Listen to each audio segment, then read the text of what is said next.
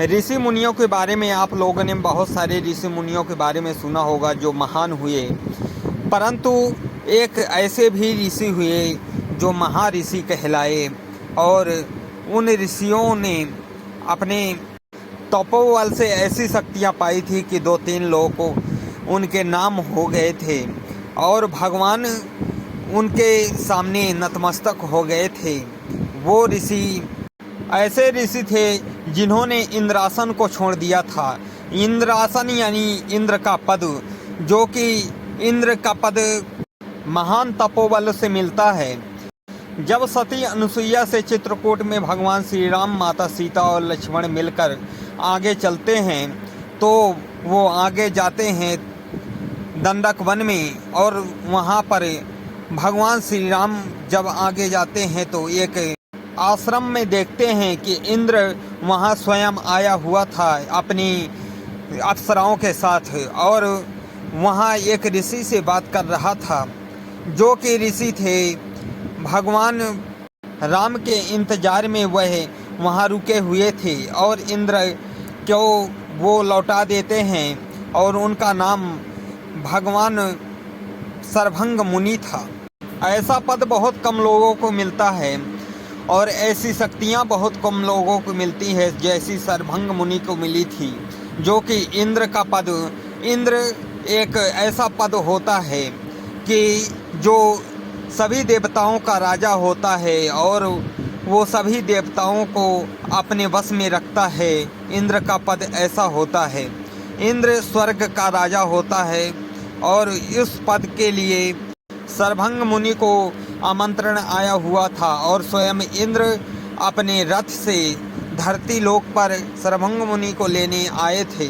परंतु सर्वभंग मुनि को जब यह पता चला कि भगवान श्री राम, लक्ष्मण और माता सीता के साथ उनके आश्रम की ही ओर आ रहे हैं, तो सर्वभंग मुनि इंद्र को यह कहते हुए वापस भेज देते हैं कि मैं उस महापुरुष से मिलूँगा, उस मर्यादा पुरुषोत्तम से मिलूँगा जो जंगलों में फिरता जा रहा है अपने पिता के वचनों के कारण, और जंगलों के वनवासियों से मिलता जुलता और उनसे प्रेम पूर्वक मिलता जा रहा है। ऐसे महापुरुष से मैं मिलकर ही रहूँगा। भगवान श्री राम के बारे में सर्वभंग मुनि सुने हुए थे कि वो ऐसे महापुरुष हैं जिन्होंने ताड़का का वध किया और अहिल्या जैसे नारी का उद्धार किया जो कि पत्थर की बन गई थी। और भगवान श्री राम के बारे में, उनकी महानता के बारे में तो सभी लोग जानते थे कि उन्होंने पिता के वचनों के कारण अयोध्या छोड़कर वे वनों में चल रहे थे नंगे पैरों। सो उनसे मिलने के लिए, ऐसे महापुरुष से मिलने के लिए भगवान सर्वभंग मुनि उनसे मिलने के लिए अपने आश्रम में ही रुक गए थे, और इंद्रासन जैसे महाआसन को उन्होंने तुच्छ समझा भगवान श्री राम से मिलने का कारण। और भगवान श्री राम से मिलने के लिए सर्वभंग मुनि ने अपने ही आश्रम में रुक गए, और जब भगवान श्री राम उनसे मिले तो उन्होंने भगवान श्री राम को प्रेम पूर्वक आशीर्वाद दिया और उनसे गले मिल गए। भगवान श्री राम के गले मिलकर सर्वभंग मुनि की आत्मा तृप्त हो गई, और सर्वभंग मुनि ने भगवान श्री राम को आसन दिया और कहा कि हे राम, तुम इस आसन पर बैठो।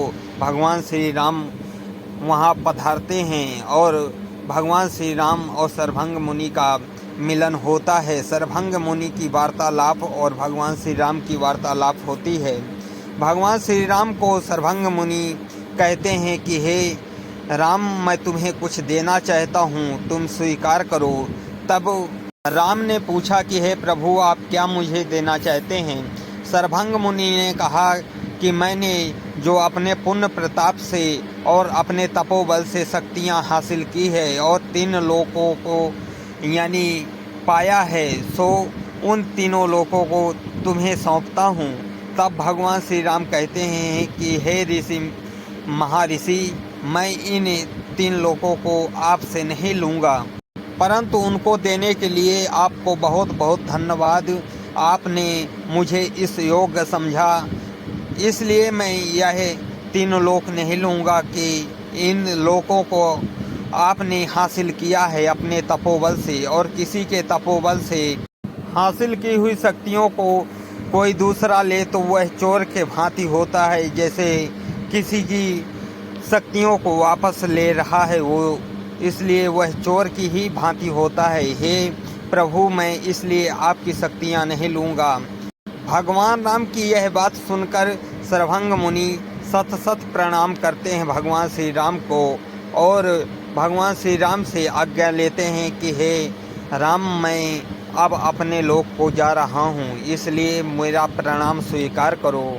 और भगवान श्री राम को प्रणाम करके और भगवान श्री राम सर्वभंग मुनि को प्रणाम करते हैं, और सर्वभंग मुनि वहाँ से अंतर्ध्यान हो जाते हैं, एक ज्योतिर्लिंग में प्रकाशमान होकर आकाश लोक को चले जाते हैं और अपने लोक को चले जाते हैं। दोस्तों, यह वीडियो आप लोगों को कैसी लगी कमेंट बॉक्स में ज़रूर